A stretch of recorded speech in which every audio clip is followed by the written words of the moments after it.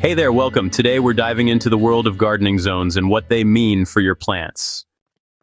If you've ever tried to grow a plant and wondered why it didn't survive the winter, or why it never really took off in summer, the answer might be your gardening zone. So, today, we're breaking down what gardening zones are, how they work, and why understanding your zone is the key to growing healthier, happier plants. Alright, so what are gardening zones? Gardening zones, also called hardiness zones, are a way to map out which plants can survive in a particular region. The most common system in the United States is the USDA Hardiness Zone Map, which divides the country into zones based on the average coldest winter temperature. Each zone is labeled from 1 to 13, and each one represents a 10-degree temperature range. The lower the number, the colder the winter. Now, why do these zones matter? Well, knowing your gardening zone helps you pick plants that are actually suited for your climate.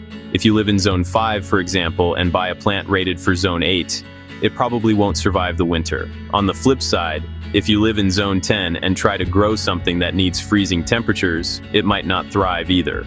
Your zone really takes the guesswork out of choosing the right plants. Finding your gardening zone is super easy. Just search USDA Gardening Zone and enter your zip code. You'll instantly see your zone number, and sometimes even your exact microclimate. This is really helpful because zones can change within just a few miles, depending on elevation, nearby water, or urban heat. But here's the thing. Gardening zones don't tell the whole story. They only measure cold tolerance, nothing else.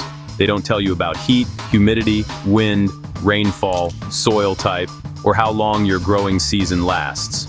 So while zones are a great starting point, they aren't the only thing you should consider when choosing plants. Even in your own yard, you might have different conditions. These are called microclimates. A sunny spot against a south-facing wall might act like a warmer zone. A shaded low area might behave like a cooler zone. Understanding these little pockets helps you place plants where they'll do best. So here's how to actually use your planting zone. Pick plants that match your zone or are labeled as hardy to your zone. If you love tropical plants but you live in a cold zone, grow them in pots and bring them indoors for winter. Use your zone to choose perennials, trees, shrubs, and even when to start seeds.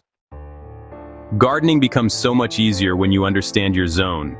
It helps you avoid frustration, save money, and grow plants that truly thrive in your climate. If this helped you out, hit that like button, subscribe for more gardening tips, and tell me in the comments, what zone do you garden in, and what's your favorite plant to grow there?